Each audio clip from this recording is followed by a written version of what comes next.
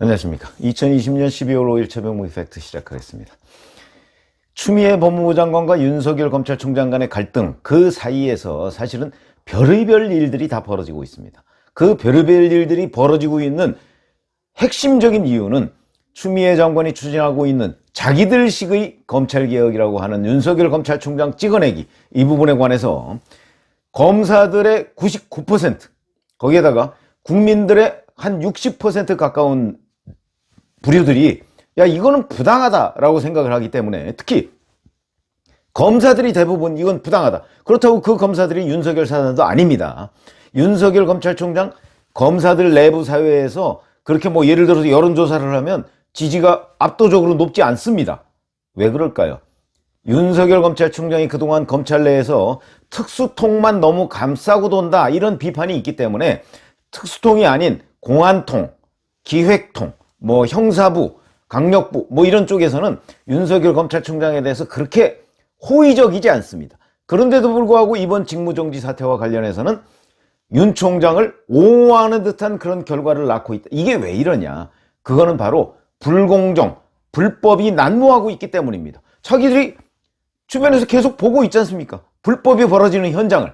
그렇기 때문에 앞으로도 이 싸움에서 최종적으로 단기적으로는 윤석열 검찰총장이 질지 모르겠습니다. 왜냐하면 징계위원회 열어서 해임하면 되니까.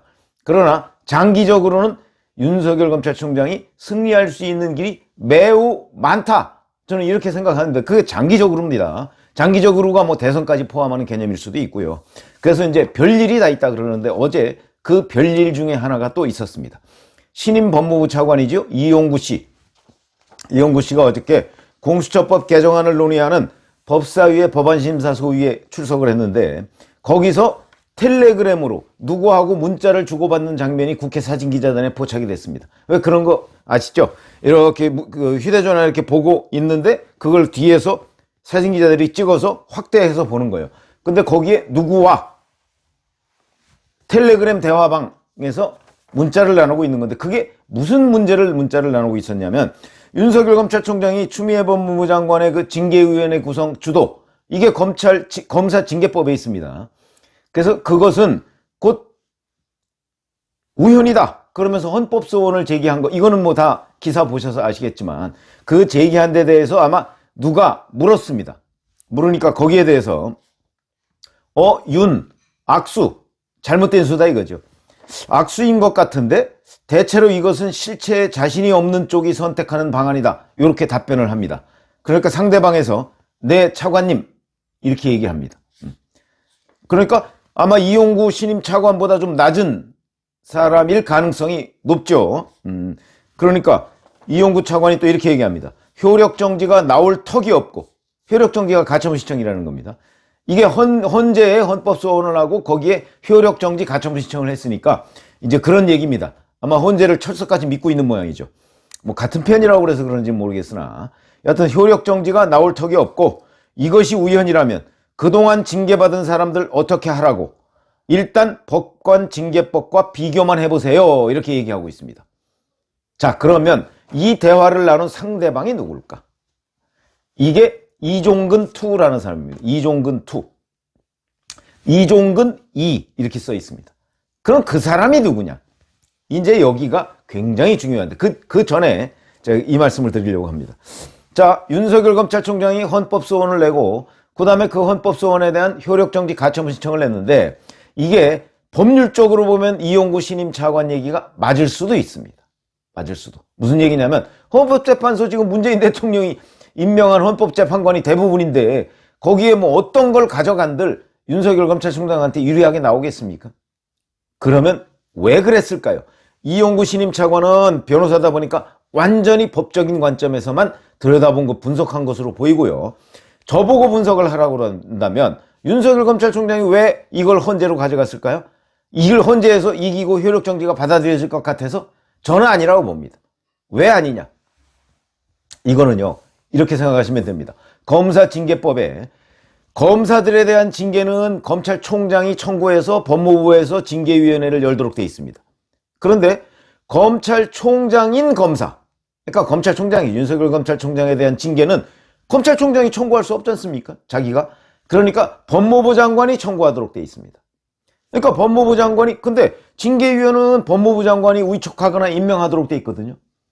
그러니까 다른 검사들 경우에는 별 문제가 없습니다. 왜냐하면 검찰총장이 청구해서 법무부 장관이 위촉하거나 임명한 징계위원들이 심사를 하니까 적어도 일심동체는 아니지 않습니까? 법무부 장관과 검찰총장이. 그러니까 큰 문제가 발생하지 않는데, 검찰총장인 검사에 대한 징계위원회는 법무부 장관이 청구해놓고 자기가 임명한 징계위원들 보고 심사하라. 이게 공정합니까? 그건 누가 봐도 말이 안 됩니다. 그렇죠? 근데 저는 입법비비라고 봅니다. 입법비비. 검사징계법에 보면 그렇게 돼 있습니다. 그러니까 법무부 장관은 자기가 청구했기 때문에 자기는 그 징계위원회에서 빠지죠. 빠지면 뭐합니까? 자기 아바타인 법무부 차관, 자기를 모시고 있는 법무부 차관, 그 사람이 상식적으로 보면 위원장이 되는 건데, 이번에 뭐 이용구 씨는 뭐 위원장을 안 하겠다고 하지만 징계위원회는 참여하잖아요. 그리고 거기에 법무부 장관이 지명하는 검사 2명, 그거야 뭐 법무부 장관 아바타를 지명하겠죠, 자기의. 그 다음에 법무부 장관이 임명한 변호사 1명, 대학 교수 1명, 학식과 경험이 풍부한 자 1명. 그것도 법무부 장관이 자기 아바타 같은 사람이 임명할 거 아닙니까? 그러면 결국 법무부 장관이 청구한 징계를 법무부 장관 아바타 5명하고 법무부 차관하고 6명이 심사를 한다. 그 심사의 결론은 뭐 얘기할 것도 없죠. 그러면 우리가 이걸 공정하다고 해야 되겠는가? 택도 없는 얘기죠. 그렇기 때문에 이런 사실을 많이 안 알려져 있습니다. 그러니까 이 사실을 알리기 위한 하나의 방편으로 법적 대응을 하고 있는 것이다. 저는 그렇게 분석을 합니다. 그러니까 이거는 법률 고유의 의미라기보다는 상당히 정무적 판단이 고려한 대응이다. 그러니까 일반 국민에 대해서 자, 이 징계위원회가 공정하지 못합니다 라는 걸 보여주기 위한 도구로서 헌법소원 내지 효력정지 가처분 신청을 했다. 저는 그렇게 분석을 하고요. 자, 그러면 이제 그 다음에 이용구 신임 차관과 그 텔레그램 대화방에서 대화를 나눴다는 그 이종근 투는 누구일까? 이종근, 그러면 얼핏 생각나는 사람이 대검 형사부장입니다. 대검 형사부장, 이 사람은 추미애 법무부 장관 때 청문회 준비단장을 맡고 있었고요. 그러니까 뭐 아주 확실한 추미애 사단이다, 이렇게 얘기를 할 수 있는 사람입니다. 그런데 이용구 씨에 대해서 기자들이 물었지 않겠습니까? 이종근 투가 누구냐? 그러니까 박은정 법무부 감찰 담당관이다, 이렇게 주장을 하고 있습니다. 이것도 뭐 일리는 있습니다. 왜 일리가 있느냐? 이종근이라는 사람이 박은정 검찰 담당관의 남편입니다. 그러니까 이종근이, 원래 이종근 대검 형사부장은 이종근 완이고, 이용구 차관 거기에는 그 부인, 그러니까 이종근 투, 일리는 있습니다. 그러나 만약에 박은정 담당관하고 차관이 이렇게 얘기를 했다고 한다면 어찌 보면 큰 문제가 안 될 수도 있죠, 이 대화가. 그런데 이종근이라면 문제가 됩니다. 왜 문제가 되느냐? 그거는 대검 법무부에서는 특정 사건에 관해서는 검찰총장만을 지휘할 수 있습니다, 검찰청법에. 그런데 대검 형사부장하고 윤석열 이 헌법재판소 헌법소원 문제, 이 문제를 논의했다? 검찰청법 위반입니다. 그렇기 때문에 문제가 되는 거죠. 그런데 그럼 이종근 투가 박은정이라고 주장을 하는데, 이종근 투가 이종근이라는 과거에 선례가 있습니다. 또 2009년 6월에 검찰 내부통신망에 이종근이라는 사람이, 이종근 검사죠, 검사가 자신을 이종근 투 이렇게 표기하고 노무현 전 대통령을 추모하는 글을 올린 적이 있다고 합니다. 그러니까 이종근 검사가 이종근 이 이렇게 쓰고서 검찰 내부망 2%에 글을 올린 적이 있다는 거죠. 그러면 이 이종근 이가 결국 그 이종근 완과 동일 인물일 가능성이 있다는 얘기다. 이걸 수사를 해야 된다. 근데 수사할 부분이 또 하나 있습니다. 무슨 얘기냐면, 자, 심재철 법무부 검찰국장 누구죠? 판사 추미애 장관이 판사 사찰 문건이라고 한 그 판사 문건, 판사 분석 보고서를 추미애 장관한테 토스해 준 사람, 이 사람이 대검 반부패 강력부장으로 있던 시절에 자기도 보고를 받았지 않습니까? 수사정보정책관실에서 보고를 받았으니까 그거를 기억을 떠올려서 그걸 추미애 장관한테 토스를 해서 추미애 장관이 떡 보고서 이거 사찰 문건이다 이런 식으로 규정을 해서 직무 정지를 한 6가지 요인 중에 하나가 된 그 바로 장본인이 심재철 법무부 검찰국장인데, 그 사람하고 박은정 감찰 담당관, 이 사람 조금 전에 말씀하셨듯이 바로 윤석열 검찰총장에 대한 감찰과 수사 의뢰 이걸 밀어붙이다가, 그것도 감찰관, 본인의 상관인 감찰관을 패싱하고 밀어붙이다가 지금 법무부 감찰 담당관실 검사들로부터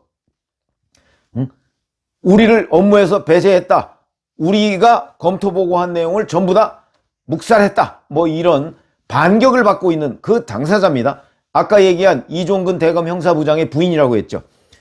이 두 사람이 카카오톡이 상대방의 전화번호에 새 친구로 뜨더라. 이게 뭘 의미하는지 아십니까? 예를 들어서 저하고 박은정이라는 사람이 카카오톡 친구다 그러면요, 제 휴대전화에 어느 날 갑자기 박은정은 원래 저하고 그 카카오톡 그 친구인데 박은정이 뜹니다. 새로 뜹니다. 새로운 친구 이렇게 뜹니다. 그러면은 둘 중에 하나입니다. 박은정이라는 사람이, 상대방이 카카오톡을 탈퇴했다가 다시 가입을 했거나 아니면 휴대전화 자체를 바꿨거나 둘 중에 하나입니다.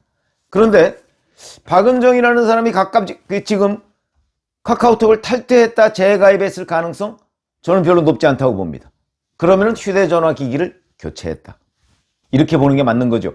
그런데 박은정만 그렇게 뜨는 게 아니고 심재철도 그렇게 떴다고 합니다. 이거는 누가 언론사에 제보했느냐? 법조계 인사들이, 심재철, 박은정과 동시에 아는 법조계 인사들이 언론사에 제보를 한 겁니다. 그래서 제가 말씀드리는 겁니다. 초반에 말씀드렸죠. 지금 법조계 전체가, 검사들 거의 99%, 법조계 거의 전체가 심재철, 박은정, 이른바 추미애 사단의 그 충견들에 대해서 등을 돌린 것이다. 왜냐면 이런 얘기를 보고 그냥 넘어갈 수도 있는데 다 언론사에 제보하는 거 아닙니까 지금. 이 사람들 지금 휴대전화 바꿨나 봐. 그러면 그게 첫 번째로 떠오르는 장면이 뭐죠? 왜 휴대전화 바꿨을까? 증거인멸입니다. 증거인멸. 그럼 이 사람들이 증거인멸을 할 이유가 있나요? 당연히 있죠. 그게 바로 이겁니다. 자, 조남관 대검차장이 지난 12월 1일이죠. 대검 인권정책관실에 감찰부를 조사하라 이렇게 지시를 했습니다. 감찰부를 조사. 감찰부라는 거는요, 지금 수사정보정책관실 판사 문건을 만들었다고 여겨지는, 만들었죠, 거기서 만들었던 그 수사정보정책관실을 조남관 차장한테 보고도 안 하고 압수수색했던 그 감찰부입니다. 뭐 대표적인 거 한동수 감찰부장은 조국 전 장관이 임명한 사람 아닙니까? 그러니까 거기에서 근데 그 압수수색을 했는데 이게 여러 가지 위법한 것이다 라고 판단해서 대검 인권정책관실의 조남관 차장이 오히려 역수사를 지시한 겁니다. 자, 저 감찰부를 한번 조사해봐. 쟤들이 뭔가 지금 위법 행위를 하고 있어. 이렇게 얘기하니까 여기에 압수수색 당일날 심재철, 박은정이 바로 그 압수수색 디지털 포렌식을 하고 있는데 거기다가 전화를 해서 그걸 사실상 전화로 현장 지휘를 했다, 이런 의혹이 조선일보에 보도된 적이 있었죠. 그래서 그 현장에 있던 사람들 진술에 따르면, 또는 목격담에 따르면 현장에 있는 그 검사나 수사관들이 또는 대검의 감찰 3과장 이 사람들이 아직 안 나왔는데요. 네, 국장님 아직 안 나왔습니다. 담당관님 아직입니다. 뭐 이런 얘기를 계속 했다는 거 아닙니까? 그럼 거기에 등장하는 국장과 담당관은 심재철과 박은정일 가능성이 매우 높다. 그러면 그것 또한 위법이다. 대검 감찰부는 공무상 기밀, 감찰 사실을 법무부에다가 전달을 했으니까 공무상 기밀 위반 행위고, 그 다음에 저쪽은 법무부는 직권남용이다. 딱 떨어지는 거죠. 이렇게 수사를 받고 압수수색을 당할 가능성이 높지 않습니까? 그러니까 휴대전화를 교체했을 가능성이 높다. 그래서 제가 이종근 2는 증거인멸 중이라고 지금 썸네일을 달았는데 그 가능성이 매우 높다는 것이죠. 그래서 이 사람들 하루빨리 수사를 해서 이 대검 인권정책관실에서 빨리 감찰부 수사를 하고. 근데 이 그 감찰부의 그 감찰 3과장이 압수수색을 담당했거든요. 이 사람이 또 돌연 이 압수수색을 통해서 그 수사정보정책관실에 대해서 벌이던 수사를 중단하겠다, 또 이렇게 얘기했습니다. 그 감찰을 중단하겠다. 이게 아수라장입니다. 아수라장. 그러니까 제가 보건대는 추미애 사단이 지금 우왕좌왕하고 있는 것으로 보이는데, 이렇게 우왕좌왕하고 있는데 심재철, 박은정은 지금 휴대전화를 증거인멸하고 있는 것 아니냐 하는 의혹이 있기 때문에 하루빨리 그 사람들의 휴대전화를 압수수색하고, 전에 쓰던 휴대전화 그거 어디다 어떻게 버려서 증거인멸을 했는지 이 부분까지도 샅샅이 밝혀내야 되겠다 하는 말씀을 드려서 오늘 이 얘기를 설명을 드렸습니다. 감사합니다.